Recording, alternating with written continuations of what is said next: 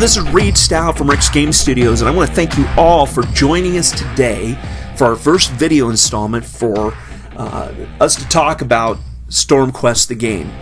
And before we actually jump into that, I want to thank you all who took the time throughout this week to ask your great questions on our social media.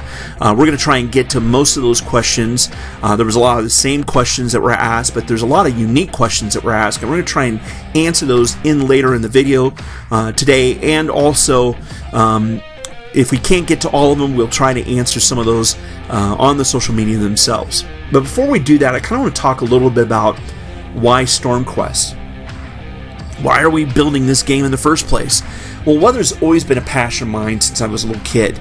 I remember the super outbreak of tornadoes in 1974. I was about 7, 8, 9 years old. I don't remember the exact age, but I can tell you this. I remember going to school. It was dark outside. The clouds were low. There was thunder all day long, rain hitting the the windows of the school, hail. I remember having to rush into the hallways with the sirens going off and putting my hands over my head. I remember coming home, sirens going off, and having to go to the basement. It was just one incredible experience as a young kid, and it will forever be etched in my life. And also just the awe and beauty of storms themselves, whether I see them live or I see them on a video. It just reminds me how small I am and how small man is and how uncontrolled weather is and how powerful it is. So there's this awe and beauty with weather and storms, and that just is incredible. And we want to take that feeling, that thrill, and bring it into this game. We want you to feel the chill that we feel when a tornado siren goes off and it's dark out and you're not sure where it's at and lightning's lightning up the sky and hail's hitting the window. We want you to have that same chill. At the same time, though, we do not want to belittle life. We do not want to mock life. You know, over the last couple of months, there's been some pretty significant weather events that have taken place that have affected a lot of lives in the United States and beyond. And we realize that weather's real.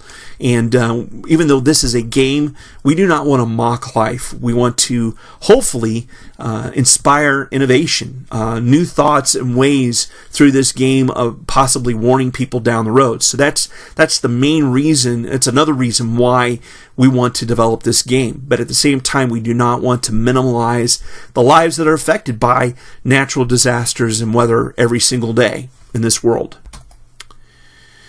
So let's talk a little bit about the brief history of Skyforce. It started back in 2010. We were kind of batting around some ideas. Our core business is in the flight sim community, and that's where we make the income for the company. But we're thinking down the road, and we thought, we'd really like to build our own games someday. And we wanted to do something unique. There's so many games out there that kind of cross boundaries with each other. We want to do something that's completely different. Well, weather's been a passion, and it's kind of the core of our flight sim business as it is. So we decided to build a game called Storm the Game. That was the original title. And when we first announced it, we were really excited about it. We had a prominent storm chaser who contacted us and was interested in partnering up with us in the development of this game. And that was finally announced back around 2011, 2012, after we got the contracts completed. Well, at the beginning of 2013, we received a notice from another company that was building a game, not necessarily centered on what we're doing, but they had a game with the same title called Storm the Game. And because they had gotten out to the market first, they actually announced it first, they had rights to that name. So we had to battle in that whole process for about a year and a half, and we ended up having to change the name, even though we copyrighted the name. And so in 2014, and towards the end of 2014, the settlement was over. And after a lot of money that was given up, we had to rebrand the game, and we came up with a new name called StormQuest, which, in my personal opinion, is a lot better than Storm the Game. So in 2015, just the very start of that, we were really wondering whether this game was going to happen or not. And we kind of lost a lot of mo, and we kind of progressed a little bit on it. started putting some of the specs together. But our core business really had to have the focus at that point in time. It wasn't until 2016 that we were really invigorated, and we started developing things. We started working on what we call the Project Wakita, although we hadn't officially announced it at that point in time, and started dabbling around with different ideas, and we started showing some videos of some storm concepts and some effects and some tornado damage aspects, and that you can all see on our YouTube site and everything. But we hadn't really honed in a lot of things yet, and until about 2017, that's kind of where we're at now, where we're identifying what we call the proof of concept. And that brings us to really where we're at right now. And I want to call this session right now the no bull crap here session. The number 2 question out of all the questions from the survey of this week was, what is the current status, or what is the status of the game now? Well, I want to be honest with you, okay? Do we have a game that's finished? No. Do we have a game that's started? Technically, I'd say no.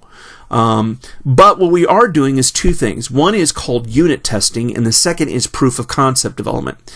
Let me explain those, okay? Unit testing basically is this, where you have some ideas about how certain things might work, but you're not sure how they're going to work. So you do some testing. You create a little program or a little aspect in the program to see if that will work, like an effect or some kind of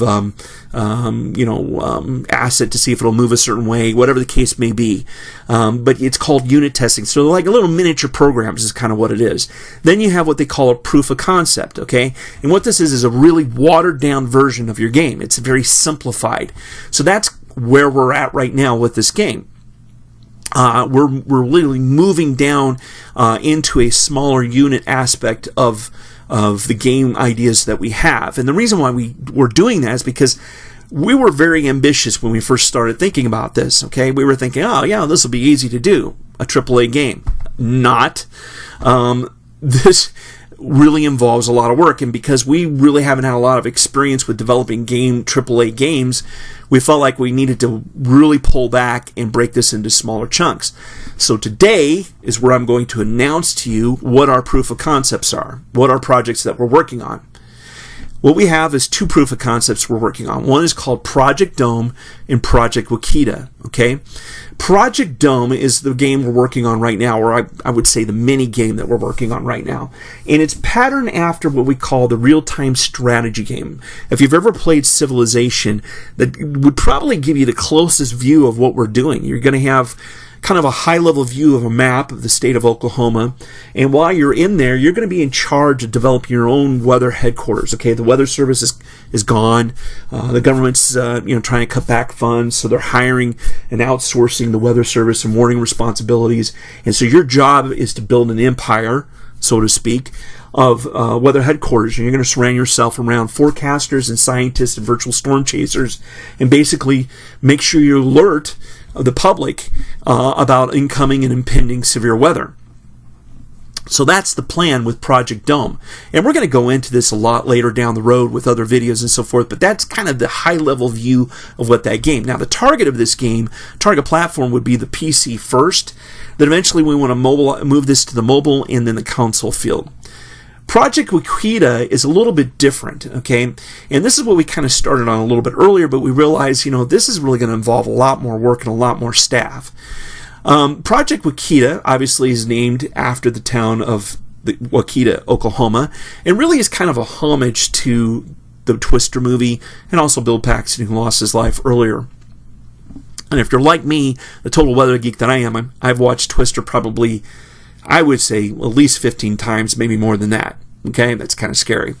But this is more kind of a role-playing game. You'll create a character, and you'll be in an open-world environment. Now, in Project Wakita, we're just going to focus on modeling the town of Wakita and every building that's there and and so forth that you'll be driving through to chase storms and everything. But ultimately, our goal down the road is to actually model the entire state of Oklahoma. So you'll have a open world environment to work with at that point in time.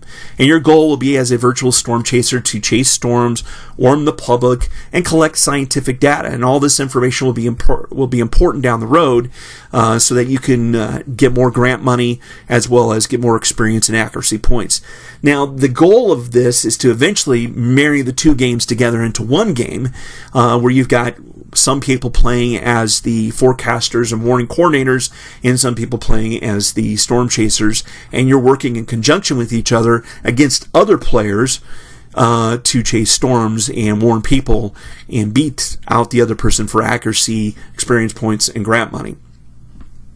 The target platform for Project Wakita is the PC and eventually the console game at that point in time. All right, so now we're going to come to the questions that you've all asked, okay?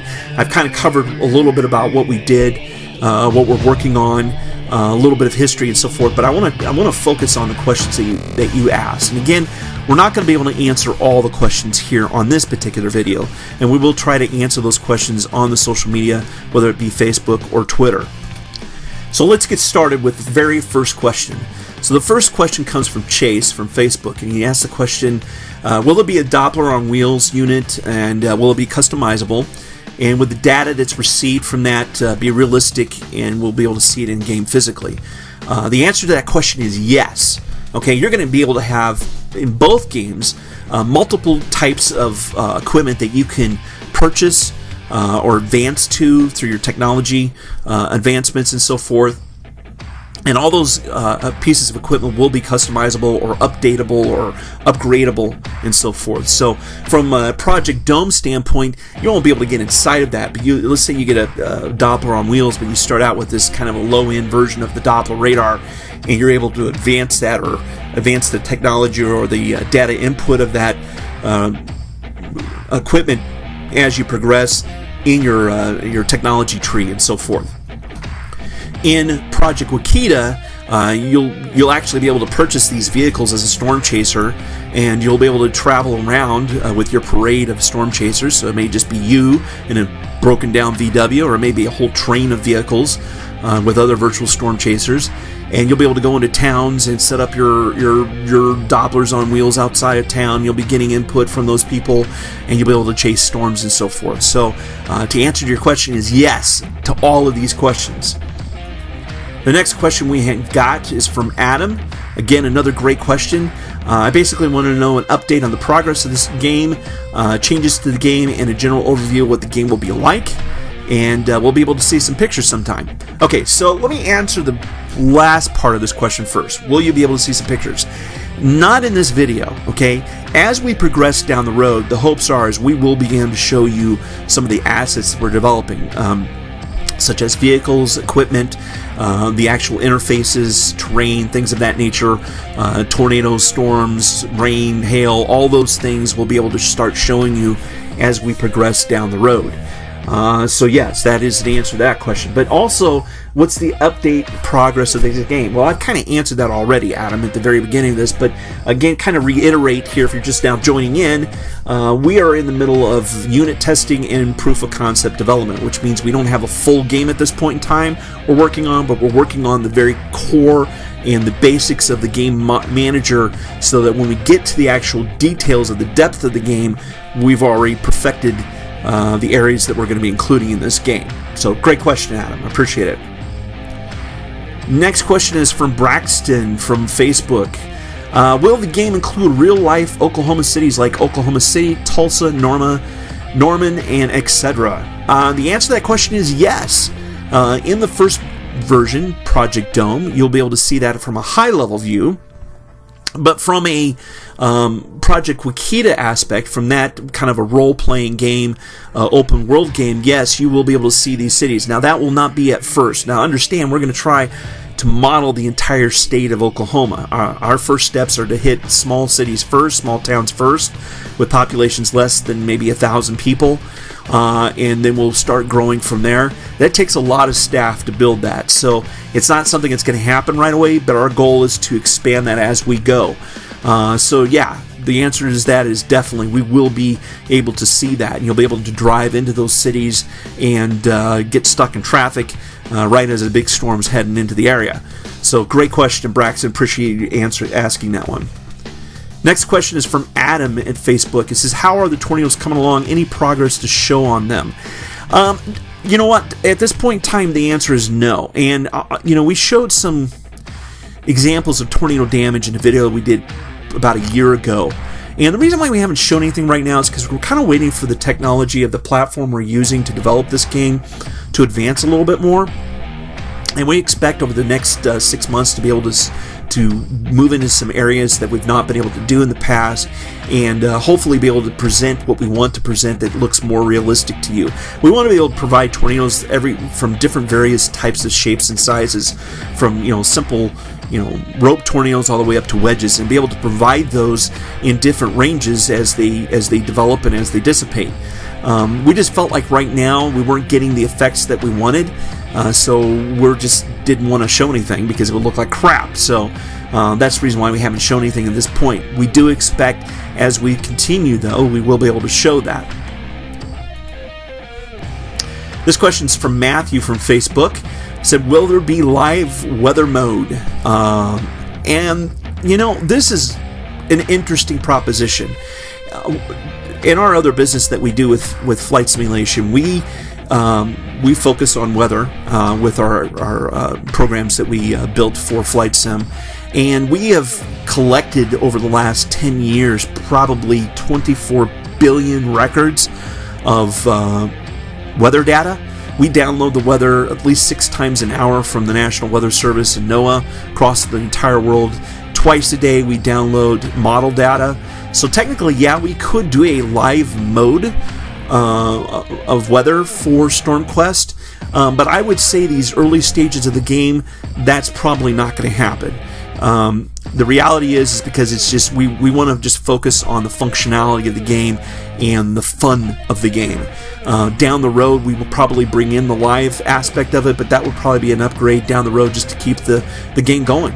Keep the game exciting and fun down the road. What would be greater than if you can't go out and chase a game, but chase it virtually in real mode? So it's definitely a possibility and an interesting idea and a proposition, and I see it possibly being coming down the road, but I just don't know yet at this time, not this early stage. Great question though, Matt. Okay, Ricardo from Facebook. Is this game easy to understand, especially for someone who loves the concept of the game and wants to play it? I would say this game is geared towards the weather geek. Now, you don't have to be like, extreme weather geek where you know every technical detail of mesoscale meteorology and so forth, or all those details. If you just have a passion for weather, then this game's for you, okay? If you have no idea the difference between a cold front and a warm front, then you probably will not be able to understand this game very well. Though we will be providing tutorials throughout the game, and they'll definitely be there to help you along and so forth. But to have a general understanding of weather and passion for it, this game is going to be for you. Okay, now we're going to move over to Twitter now, and Neo Chasers is asking the question: is this the storm chasing sim game real? How large are you looking to make the map? Okay. Is this game real? Yes, it is. Okay, and even though we do not have the basis of the full game done at this point in time, this game's going to happen. We are passionate about it, and it has been a passion of mine. Even if I'm the only one that's coding it, it's going to happen. So yeah, the game is real, and we are currently working on aspects of it that's going to bring it to real life. How large the map's going to be? Well, kind of like what I spoke to earlier, our first steps are going to be just small chunks, but our goal is to develop the whole state of Oklahoma, to model it. So, you can go from Oklahoma City to Tulsa, driving on the highway or taking the dirt roads or however you want to go, and you should be able to see most of, if not all, of the state of Oklahoma. That's our goal. That's going to take some time to get there, but that is our goal. Eventually we'll probably expand to other states, like maybe the state of Alabama or Mississippi, because it's a little harder to storm chase there because of all the trees and so forth and the terrain. So yeah, it's going to be big mapped down the road, but that's going to take some time to get there. But a great question though. Thank you. All right, this is from Jackson from Twitter. He said, will the game be free roaming and story driven? Okay, now that kind of goes back to our previous question about free roaming. Yes, you will be in Project Wakita. In Project Dome, you won't. But Project Wakita, which is more kind of the third-person, real-time player game, or excuse me, real role-playing game type scenario, yeah, you will be able to free roam. You'll be able to get out of your vehicle and go into a building or something like that. That's our desire and our plan. Will there be a story-driven campaign or something of that nature? That's an interesting question, Jackson, and I'm glad you asked that, because we've batted that around and talked about that a little bit. We've actually come up with some concepts with that. I don't know if that's going to happen, though. And if it were to happen, it would happen, obviously, in the Project Wakita proof of concept. But I don't know if it will actually come to play or not. It maybe it'll happen down the road in another version of the game, so to speak. But I think right now the goal of this game is just of the games per se is to just get this out to people and get established the franchise, so to speak, if you want to call it that. But there's a lot of ideas, a lot of great ideas we've received. We have a lot of ideas internally for this game, so that's kind of an option that might come up later. All right, now from J Power at Twitter, what will be the required specs to run the game? To easily answer that question, anything that's about a year or younger computer system. Obviously, by the time this game gets out, the technology will be even more advanced. So I would say anything that's from about 2016 up would work fine with this game. I don't expect any issues at this point in time. We're pushing 60 frames per second anyways, so and computers are advancing. The consoles are also advancing, like the Xbox X that's coming out. That's going to be a powerful console. So in the PS4 Pro, we don't foresee any problems with that technology. If you're thinking Windows 95 or Vista, Windows Vista, you're probably going to have a problem with this game back in those times when those systems come out. So anything from about 2016 on to present, it will work fine. Okay, Stormvation asked from Twitter, if you're going to use historical tornado events in the game, will there be a separate characters that we can use for those events? Well, yeah, we probably will use some historical tornado events down the road. Again, then I would foresee this being kind of an update later on. We have the data for it, so that's not an issue whatsoever. But I just probably not at first. Will there be separate characters that we can use for that event? I think your question you're kind of asking there is, can you use characters that are prominent out there in the public right now? And I would say the answer to that is probably not. They're probably going to have a licensing issue there, and we don't want to cross boundaries with that. So the answer would be no. You could create your own characters. So if you want to create your own character with that name, that's going to be up to you. But we will not supply characters with specific names. That probably would not go very well. But that's a great question. Thank you. All right, for Shoot a Birdie, that's an interesting name, on Twitter, will tornadoes be set on paths based on the map, or will they be completely random? Well, the answer to that is they will not be completely random. We're building an environment. It's actually modeling an atmosphere for these games, okay? They're not just going to pop up and boom, there's a tornado. It's going to be built upon real weather type scenarios, even though we're not going to be using live data per se, but the atmosphere is going to roil and boil and will present itself with the functionalities to create storms and eventually cause tornadoes. Storms will move according to what the wind flow will be in the mid and upper levels of the atmosphere. They're not going to move in their own, you're not going to have a wind out of the southwest and it decides to move towards the west. It's just not going to happen that way. So there will be a sense of realism to this. So that's a great question, and I want to reiterate that this is going to be a real game. I mean, it's going to be the real deal. We want it to not be cheesy by any means whatsoever.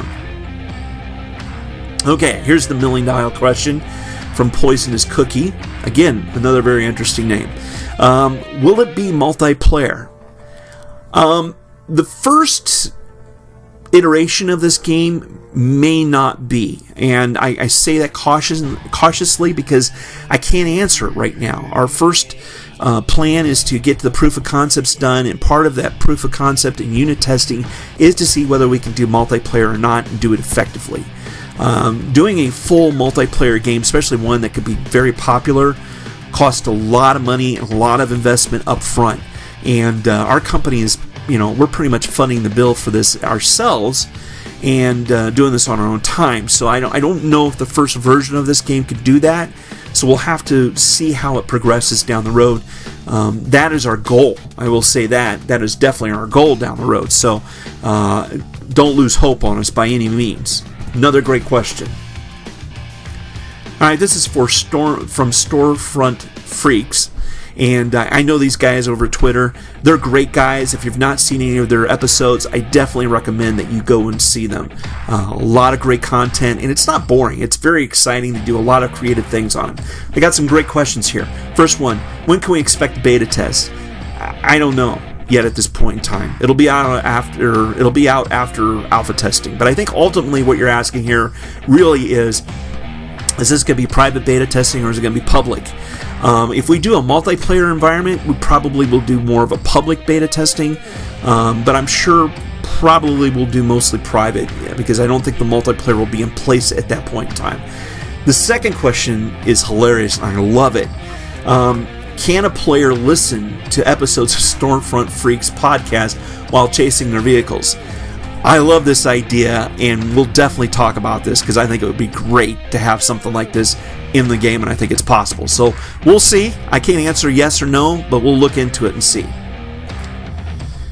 All right. Now, Hazel asked a lot of questions from Facebook here, and I only put on a few of those questions because I can't fit them all on one page, and I needed to get to a couple of other things first, and I didn't want to make this to be a really long video.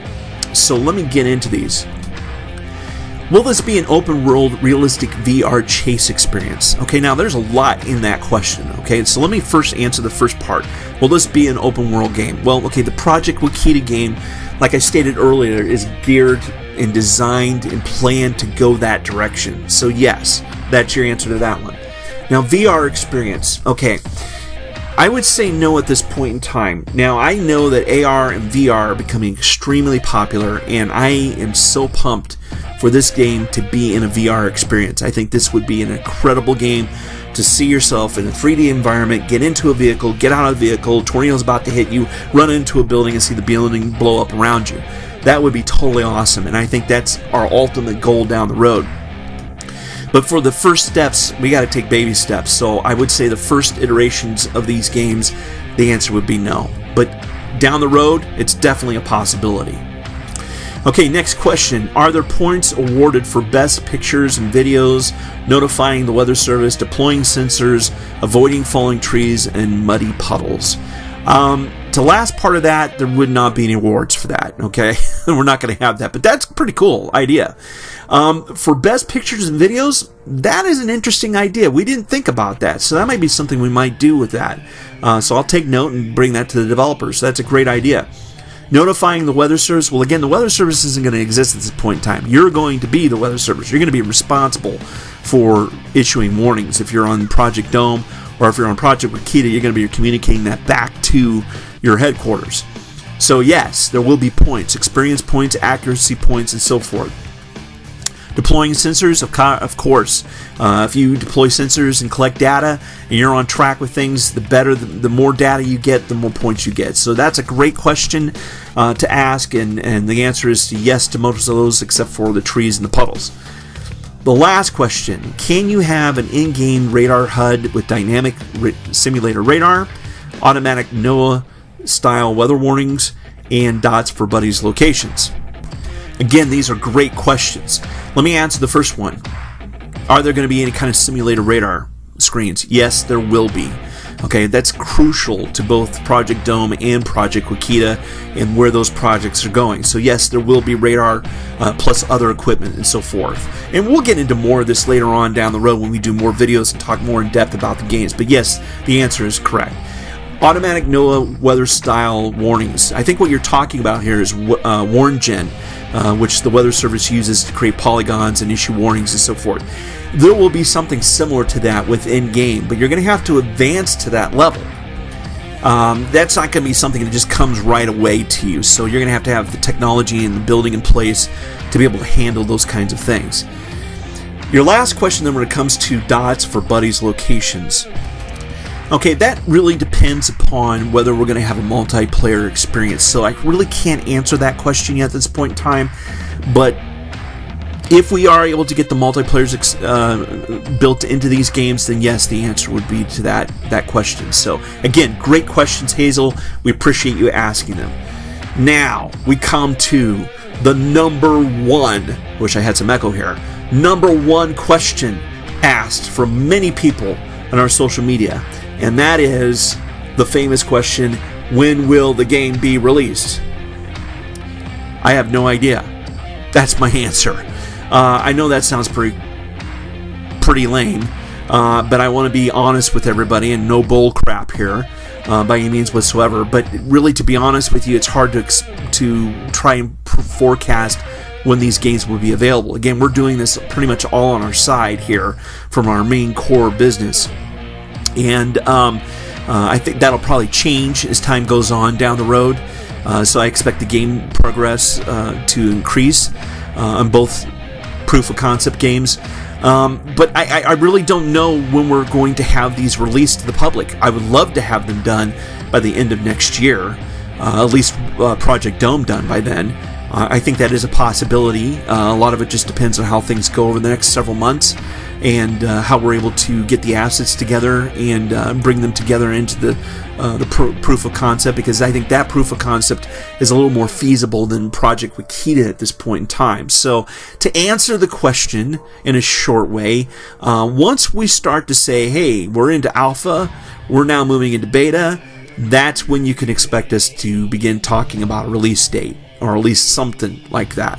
So I can't really answer that, and I'm sorry, I'm probably getting a lot of oohs and ahs and gnashing of teeth out there, but I just can't answer a specific date at this point.